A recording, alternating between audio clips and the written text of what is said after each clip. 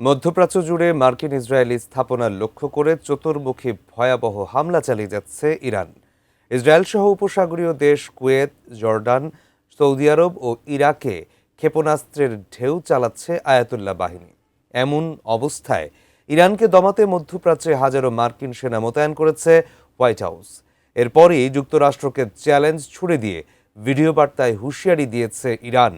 বিস্তারিত জানাচ্ছেন শেখ ফরিদ।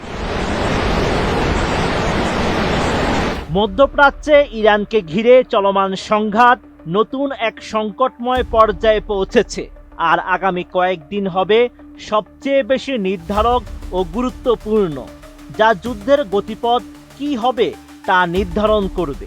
এমন সতর্ক বার্তা দিয়েছেন মার্কিন প্রতিরক্ষা মন্ত্রী পিট হেগসেট। তার এমন সতর্ক বার্তার পরই যুক্তরাষ্ট্রকে চ্যালেঞ্জ ছুড়ে দিয়েছে ইরান।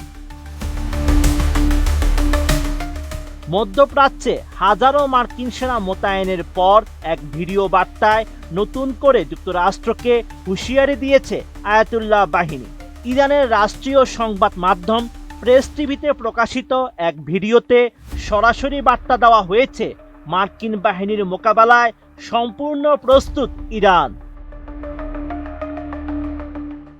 নোভা এলইডি টিভি, ঝকঝকে ছবি, নিখুঁত শব্দ, 5 বছরের ওয়ারেন্টি। নোভা মানে সঠিক মান, নিশ্চিত সেবা।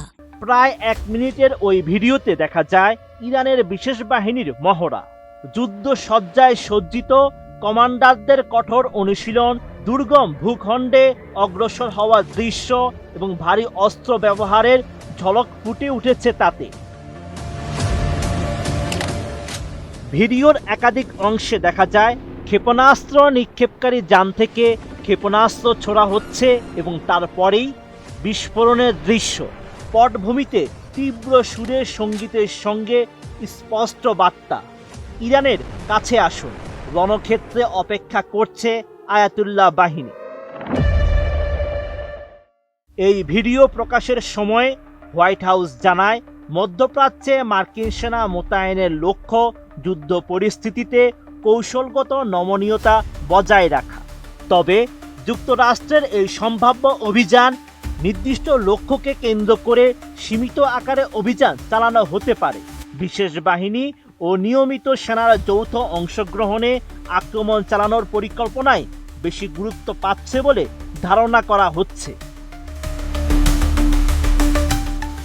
এমন পরিস্থিতির মধ্যেই মধ্যপ্রাচ্যের যুদ্ধক্ষেত্রে পৌঁছে গিয়েছে মার্কিন নৌবাহিনীর অন্যতম বৃহৎ আক্রমণকারী জাহাজ।